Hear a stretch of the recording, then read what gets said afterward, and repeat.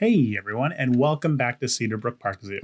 In today's episode, we work towards creating a more naturally flowing exhibit for the North Island Brown Kiwi. In keeping with the theme that I've unwittingly created for this area, I reused the barrier from our quokka habitat. I was actually quite happy with the look on this, and I see nothing wrong with reusing it. Now, I am aware that I've used a lot of right angles in Cedarbrook Park Zoo, and they get real boring real quick. So with that in mind, I tried my hand at creating something a bit more flowing, and it all started with our barrier placement. With the barrier placed, I shifted focus to creating the outline of our staff house. I wanted to try something a bit different for this habitat, and I think I did that with this weird little sloped wall that acts as the entrance for the covered shelter for the kiwis. The inspiration actually came from the Jurassic Park novel by Michael Crichton and how I envisioned their buildings would look. This is actually one of my favorite books, and as a kid, this and the Jurassic Park movies really made me want to be a paleontologist. If you haven't read the book, I definitely recommend that you do so.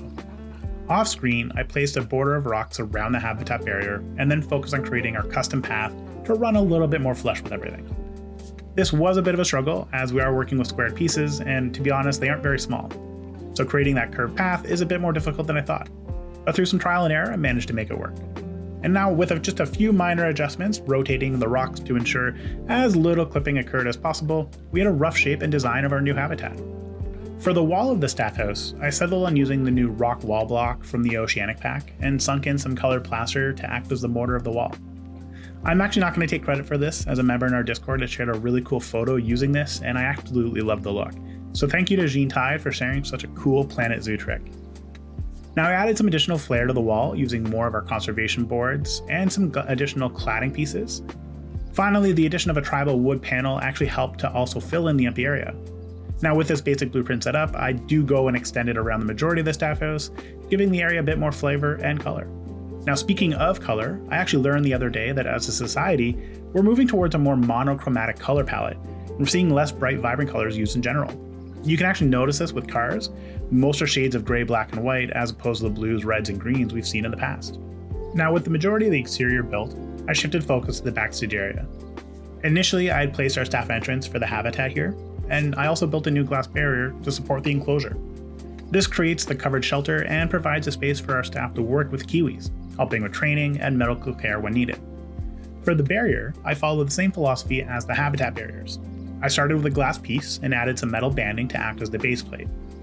To fill in the empty area below, I placed some of the metal beams and added a few hinges to act as the rivets holding everything together. I went with the idea of rivets here instead of screws, because really this would protect the kiwis in case they get curious and decide to pick up the screws. Finally, I used some of the marquee beams to act as the border and extended this across the entire opening. Now off screen, I also go through and place some new blueprints that I built over the last few days, adding some additional backstage items and filling in those gaps. With this finished, the majority of our build is complete, and it's time for us to shift focus to filling in the exterior with some foliage. I started by placing 2 king ferns acting as a green wall to hide a bit of the concrete, and used the paint tool to create the runs through the habitat.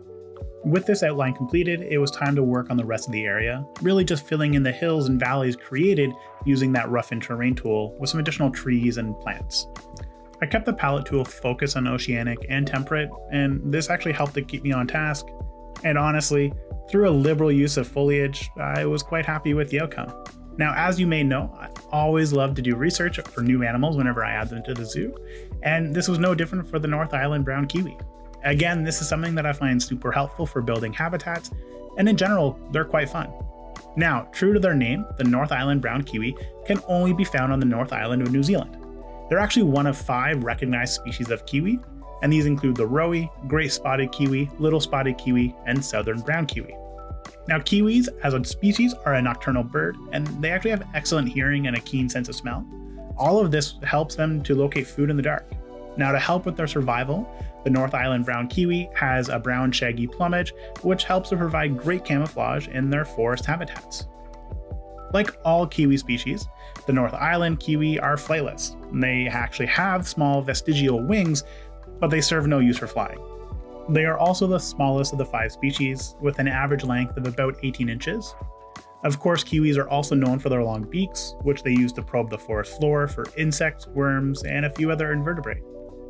As a bird, the North Island kiwi are egg-laying, and their eggs are relatively large compared to the size of the bird. Their eggs can often make up about 20% of their body weight, and they actually hold the Guinness World Record for largest egg to body ratio.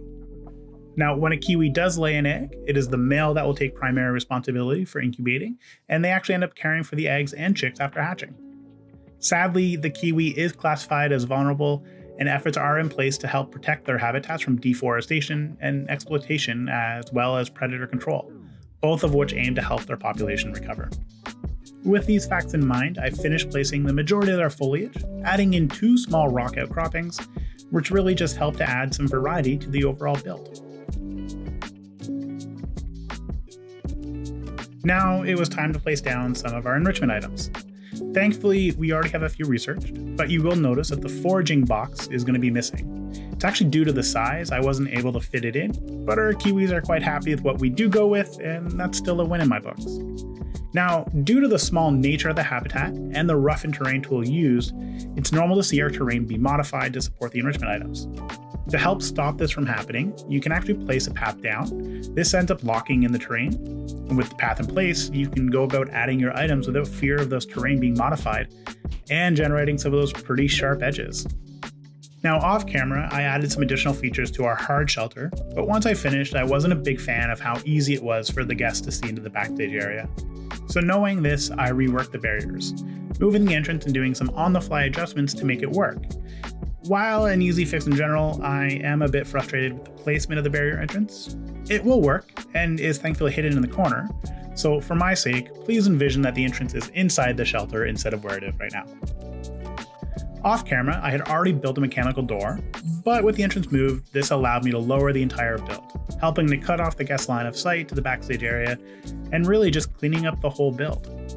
I do want to call out this wall trim piece that I found. This actually acts as a fantastic guide rail for the sliding doors, and hopefully this helps your future builds out as well.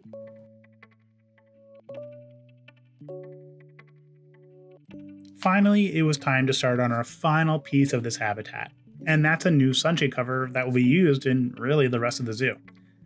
Now this build did take a while to come together, and I wanted to keep it here for you to see, and again, hopefully this helps your future builds as well. Now to help out, I have created a blueprint for this and I've added it to the description below, so feel free to download and hopefully it inspires some amazing new builds for you. Now to create the sunshade, I had a few ideas rolling around, and it started with the modern glass wall panel. I had played around with using some of the pre-existing curved panels, but found that the curves to be just a little too aggressive. Now with the initial glass cover setup, I used the conservation slat cladding piece to add to the modern look. I also used some additional conservation wood pieces to border the entire build, creating this awesome curved sunshade. Now, I've always struggled with sunshades. I think we've seen this with the other 2 zoos, Ottawa Zoo and Oasis Zoo. I'm really happy with what I've accomplished here. Now, I will be the first to admit it's not perfect, but that's part of the idea of this channel and in Playing Planet Zoo. It's to challenge you to build bigger, to build better, and to improve. Now, don't take it wrong. It's going to take a lot of time to get there. I'm still learning and I'm still improving. I think that's very evident. But I do want to say thank you very much to everybody who's been part of this journey and continue to provide feedback. I love your feedback, and this helps me to grow and become a better Planet Zoo builder. Now, I also wanted to create this custom arm that would hold up our sunshades, and I really wasn't sure what I wanted it to look like. I had the idea of creating something that was curved and more modern looking, but it took a bit to get there. I ended up using these painted metal rods to create the arm, and this provided a bit more freedom with creating these little twists and bends, and again, I'm really happy with how it turned out. I kept the entire build in the video because you can see the natural growth of what I've accomplished here, and this is kind of where things started to come together. I wasn't really sure how I was going to have these 3 arms that we've just created hold the sunshade up, but once I placed, I actually noticed the natural curve was going to let me run this entire support beam along the curve of the sunshade. And this is kind of when the entire build finally clicked and we'd created something truly unique. The last thing that this needed was some lighting to really help light the area up. I used the LED tubes along the top support beam, and it blended in quite well. Lastly, you are going to see me add in a light panel at the base of the support arm, and I gotta say, at night it really pops. Now we are at the end of the speed build, so stay tuned for a live tour of our new kiwi habitat.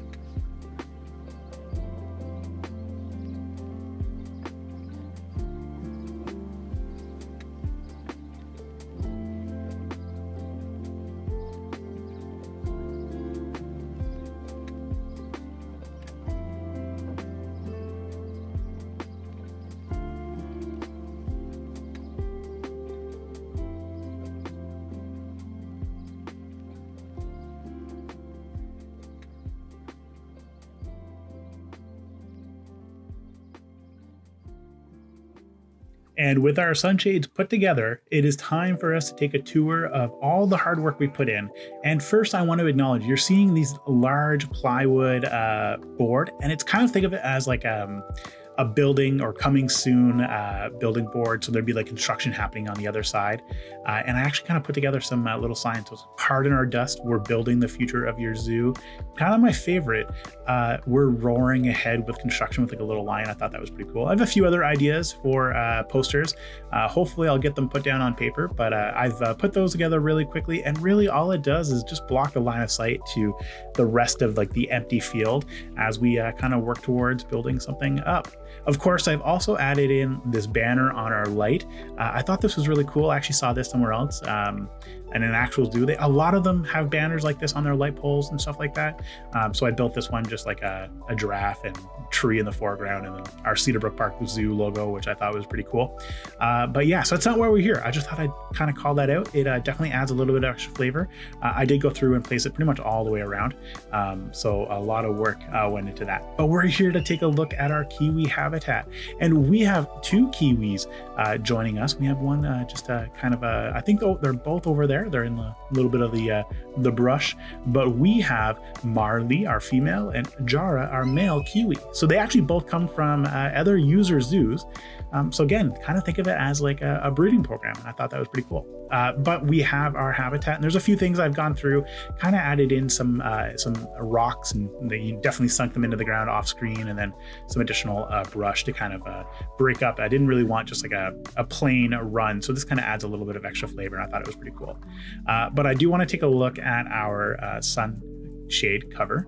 So we have two versions. We have like a really long version, and then we have a shorter version. We are going to rotate to night shortly, just so you can guys see what it looks like at night, because there's a few things I'm really happy with what we've accomplished, and I really want to show it off. But just on the sunshade aspect, we have extended the sunshades pretty much everywhere in this area. So we have it over our quokka habitat. We have it over our Tasmanian devil habitat. Somebody in our Discord, he's actually Australian, mentioned that we should just call them Tassies or devils, which is pretty cool, and you know, kind of like a little tidbit from somebody who is actually there and you know, lives and breathes what we're trying to create. So I thought that was pretty cool. But this is what it looks like during the day, and this is what it looks like at night. So I came up with the idea, and I think I saw a photo of it, of another build, and I took a red like floor light, and I kind of sunk it under the ground, which is kind of weird because obviously light's not supposed to come to the ground, but it just like the added red hue just adds so much more flavor to this area, and I thought it looked really cool. And then even like these little light panels on the ground lighting up the entire sunshade, it adds so much light. It's so subtle, yet it's so bright, and I love how it looks. Absolutely stunning. Very, very happy with what we've accomplished here. But we are going to go back to daylight because it is a little bit easier to see. And just like that, we're back. But I really wanted to kind of show that off. I thought it was a pretty cool, nifty little view, and I'm really happy with it. A few other comments that I got, and I'm definitely reading them, I'm hearing them. Somebody else mentioned that we should start dyeing or changing the color of our props, and which I am working on. You can kind of see there, it looks a little bit more natural. It's not like the yellow and blue that sticks out pretty loud. So I've definitely heard your feedback on that one. We also had to move our food bowl. It wasn't large enough, and it wasn't accessible, so they weren't actually able to eat. So we had to kind of adjust it around. But I love the way this building looks, and you know, I mentioned in the actual speed build that it kind of, you know, inspired by Jurassic Park, the novel, and this is kind of what I thought I would see in Jurassic Park. And then when the movies came out, obviously it's a little different, but I love the idea of like these slanted concrete walls kind of supporting it. It's so interesting, and I'm really happy with it. Even the curved design of the habitat, I was talking in the Discord, I'm super happy with what we've accomplished here. Curved designs, we've been doing a lot of 90-degree straight edges, so this is definitely outside of my wheelhouse, and I'm really happy with how it turned up. Even the foliage and like all the ferns and stuff like that, I think it really just pops and it looks really nice. Of course, we have our little offshoot. So this is where the entrance is. We have our little gate entrance right here. So again, we're just going to imagine that it's not actually there. We had to move it to kind of support the building, and we'll go back to it, but it just didn't look that good the way I originally planned it up for. And then we have some education boards, and then we have our private staff only. Oh, that's tripping a lot. We'll have to adjust that. But not looking at that because it's going to give everybody a headache. I love the idea of these like volcanic rocks with the plaster sunk into it, kind of giving it a little bit more of a mortar look, because you wouldn't just see like a rock wall with black mortar. You would actually see more along the lines of like gray or white or in a different color. And I really wanted to go with kind of like this oranges. It kind of looks like lava almost. And I thought that was pretty cool. Also utilized this new door that we have, part of the Oceanic pack, and I think it looks absolutely amazing. Funny enough, our private staff only sign is sticking off the door a little bit, so we're gonna have to fix that after the fact. But as we come back here, there's a few things I want to kind of shout out. Of course, we are using the generic computer table, and I actually found a chair to go with it. So that's on the blueprints that I've actually downloaded. Somebody built that, but I want to call out a few things here. So this is my new improved. I built this myself with some inspiration from another build. I'm really happy with what we've accomplished here. I've had like a little water bucket as well, some wheelbarrow. So kind of think of this as like the foliage prep area. Then we have some additional storage, and I've kind of reworked our storage, and I built them up again, utilizing these twilight pieces. They actually come with rivets built into them, which I thought was pretty cool. So it works really well. Then I've kind of added the panels on top of this. We have like our own little storage bins. Again, this one came from one of our Discord users created a blueprint for us, which was really cool. And then we have the inside. I'm probably going to get rid of it. Need to put something else in here just to kind of fill it up. But I added a sprinkler and like a little like disco ball to kind of add some like additional things for them to work with. But this is actually what I want to talk about, which is this new piece. It's not a new piece. It's been around for a while. It's kind of like a corner bar for your buildings, but it's actually open on the one side, so it makes sense that this would actually act as our guide rail. And I kind of put one and sunk it into the ground, so you can kind of see like a little guide rail also going along the edge to kind of hold the door in place. And then we have a little power cable that runs all the way across and down here to the switch with our warning, mind your head and wild animal signs. So we got to be careful there. And then we have our little keeper hut. So everything's kind of self-contained, and it has to be self-contained because it's not near the rest of our backstage area. So remember, it's all the way over there. We have a backstage area there, and then we kind of have everything kind of centralized on that one. So on this one, it's on their own. And kind of like the idea would be like this was built maybe after the fact, or it was planned for after the fact. So we've had to make do. We do have a backstage area, and then the reason behind this backstage area is actually because you need a place for us to put animal waste, things like that. So if you go back here, you'll see we have some bins that are ready to be picked up or pushed out whenever it's time for us to do like garbage collection. And then we have a ladder. Now this ladder again is actually from the workshop.